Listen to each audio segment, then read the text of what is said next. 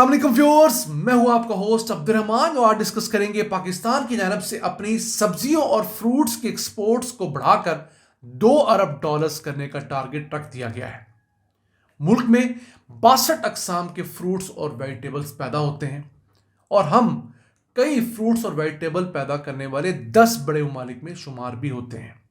आज की वीडियो में आप जान सकेंगे कि पाकिस्तान में कितने करोड़ टन फ्रूट्स और वेजिटेबल्स पैदा होते हैं, उसमें से हम सिर्फ कितना फीसद एक्सपोर्ट कर पाते हैं और कितना हम लोग ज़ाया करते हैं, और इसके साथ साथ हमारे पास पोटेंशियल क्या है। पाकिस्तान ने अगले 3 सालों के दौरान अपनी सब्जियों और फ्रूट्स के एक्सपोर्ट्स को 700 मिलियन डॉलर से बढ़ाकर 2 अरब डॉलर्स करने का टारगेट रखा है, यानी 1 अरब 30 करोड़ डॉलर्स का हम इजाफा करना चाहते हैं।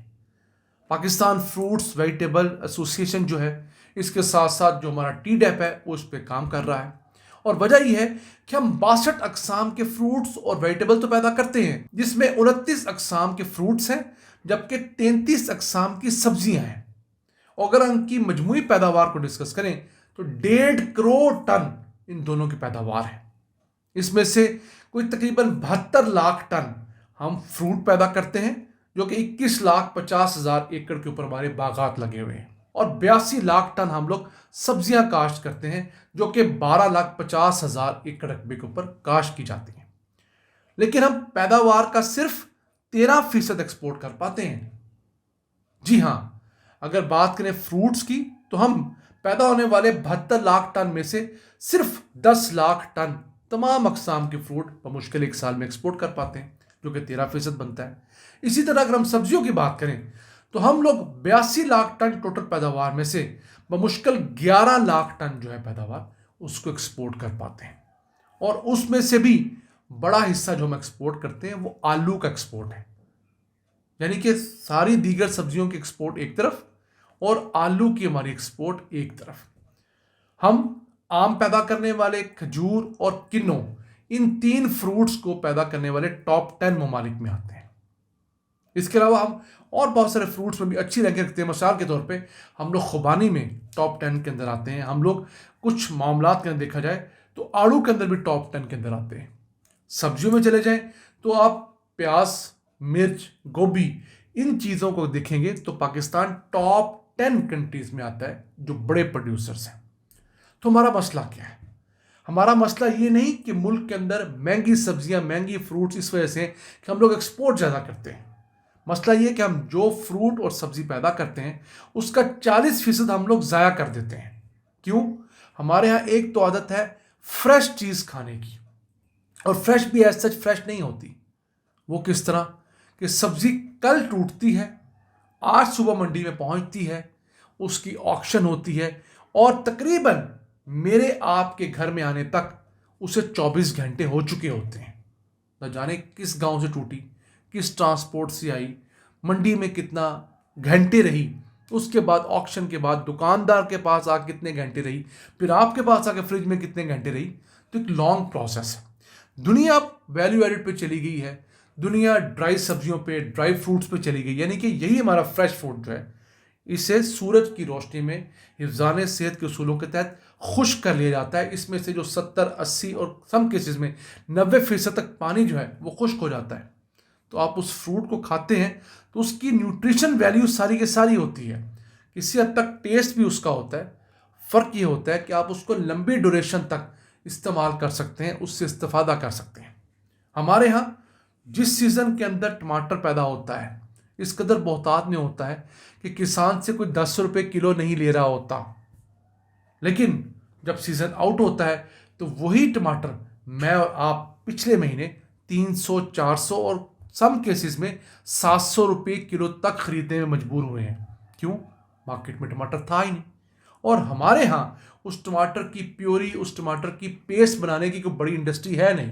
सिवाय 1-2 प्लेयर्स के, मसलन मिचल्स वगैरह जो हैं, वो टमाटर की प्योरी बनाते हैं, और उसकी लागत जो है वो भी इतनी ज़्यादा होती है जो कि फ्रेश टमाटर की है। मैंने ये तजर्बा ज़ाती तौर पे किया है। उस दिनों जब टमाटर 500-600 रुपये तक गया तो मैंने कहा चले टमाटर की प्यूरी इस्तेमाल कर लेते हैं। वो पता लगा उसका छोटा सा डब्बा जो है 560 रुपये का है। तो मैंने कहा अगर इतना महंगा हमने ये प्यूरी का डब्बा लेना है तो हम फ्रेश टमाटर ले लेते हैं, दिल को तसल्ली तो रहेगी ना कि हमने एक फ्रेश चीज़ इस्तेमाल की। तो हमारी तरफ हुकूमतों को ख्याल ये करना चाहिए कि प्रोडक्शन तो बिल्कुल बढ़ानी चाहिए, उसके साथ साथ इसका जो ज़िया है 40% तक, उससे अगर हम कम करके 10-15% तक ले आते हैं तो जो हम अपनी प्रोड्यूस बाकी बचा पाएंगे 15-20-25%, वो हम एक्सपोर्ट करें तो यकीन कीजिए हम ये $2 अरब का टारगेट बासानी अचीव कर सकते हैं। अगर बात करें हम लोग सब्जियों की एक्सपोर्ट की तो हम $430 मिलियन की एक्सपोर्ट करते हैं, और फ्रूट्स हम लोग कोई 270 से $300 मिलियन का हर साल एक्सपोर्ट कर पाते हैं।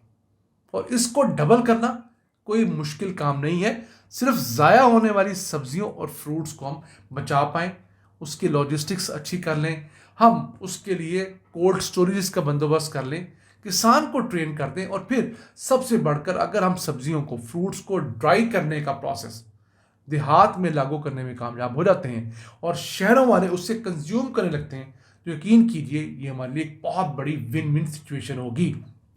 अब पाकिस्तान की जो जीडीपी है उसके अंदर यही फ्रूट्स, वेजिटेबल और हॉर्टिकल्चर का जो हिस्सा है वो 18% है। अभी पिछले महीने पाकिस्तान के अंदर तीसरी फूड एग्रीकल्चर एक्सपो हुई, जिसमें दुनिया भर के तकरीबन कोई 80 से ज़्यादा ममालिक से 500 कंपनियां शरीक हुई, और वहाँ पर कुछ $730 मिलियन की आपस में मुख्तलिफ डील्स भी हुई हैं।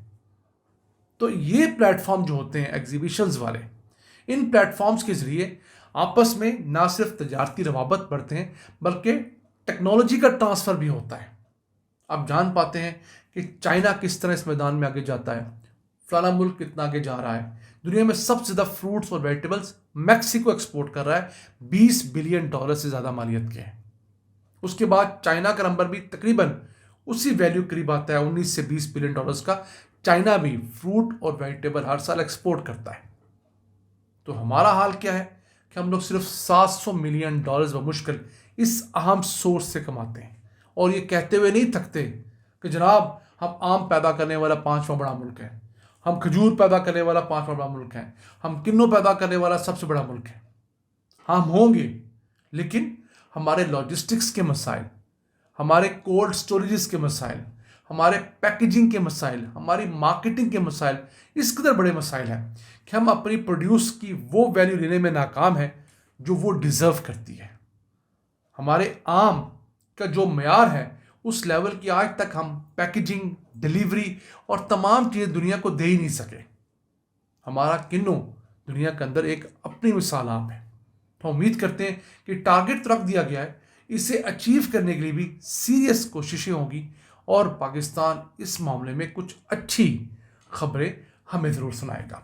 इन अल्फाज के साथ अपने मेज़बान अब्दुर्रहमान को इजाज़त दीजिए। अल्लाह निगहबान।